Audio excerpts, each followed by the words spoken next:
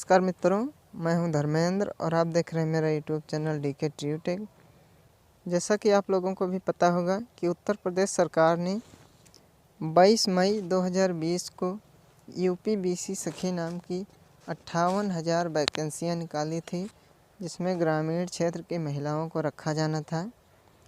इससे क्या होगा कि ग्रामीण क्षेत्र में जो बैंकिंग परेशानियां हैं वो कम हो जाएंगी और महिलाओं को रोज़गार प्रदान करना था।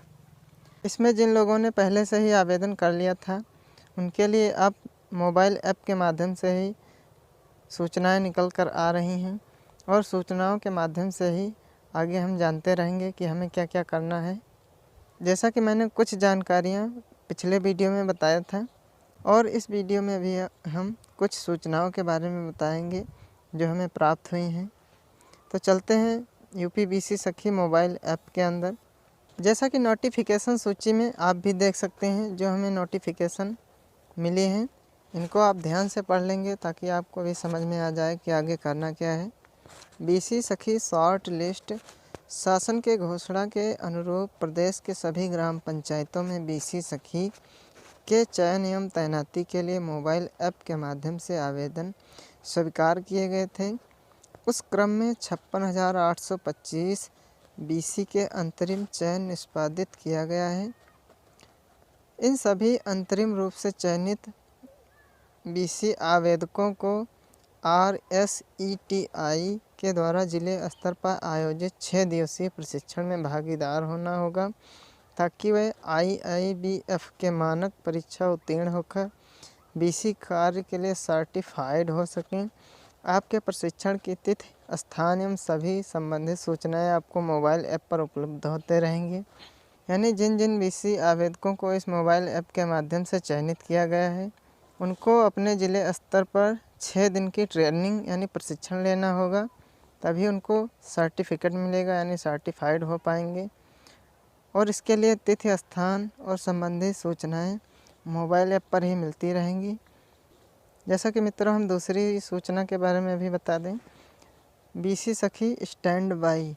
प्रत्येक ग्राम पंचायत से प्रथम चरण में शॉर्ट लिस्टेड आवेदक के अलावा 2 और आवेदक स्टैंड बाई पर रहेंगे। अगर प्रथम चरण में चयनित BC Indian institute of banking and finance IIBF की परीक्षा उत्तीर्ण कर बीसी बनने के लिए आवश्यक सर्टिफिकेट प्राप्त करने में सफल नहीं होती है तो प्रथम स्टैंड बाई आवेदक को बीसी बनने का मौका प्राप्त होगा। इसलिए सभी बीसी आवेदकों से सुझाव है कि IIBF के मानक परीक्षा के लिए अपनी तैयारी में जुटें।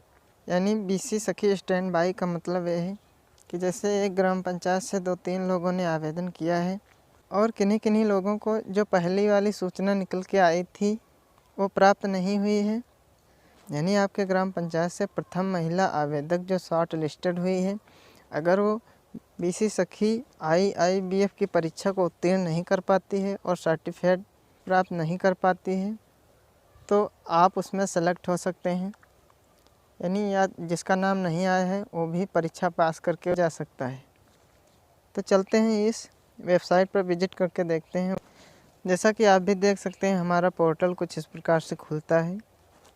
नीचे चलते हैं, यहाँ पर CBO पोर्टल और इधर आपको बीसी सखी पोर्टल दिखाई देगा। तो यहाँ नो मोर पे क्लिक कर लेंगे। नो मोर पे क्लिक करने के बाद हमारे सामने कुछ सूचना आती हैं, इनको हम पढ़ लेंगे। फ़िलहाल अंग्रेजी में है, इसको मैं हिंदी में कर लेता हूँ। जैसा कि हमारा पोर्टल हिंदी में हो गया है, ग्रामीण विकास विभाग DOUD उत्तर प्रदेश सरकार GOUP ने राज्य की 58,000 ग्राम पंचायतों में से प्रत्येक में एक बिजनेस कॉरेस्पॉन्डेंस सखी यानी बीसी की नियुक्ति के लिए एक योजना शुरू की है। लगभग 2,16,700 बीसी आवेदन प्राप्त हो चुके हैं। UPSRLM ने प्रशिक्षण के लिए 56,825 बीसी पूर्व उम्मीदवारों को शॉर्टलिस्ट किया है।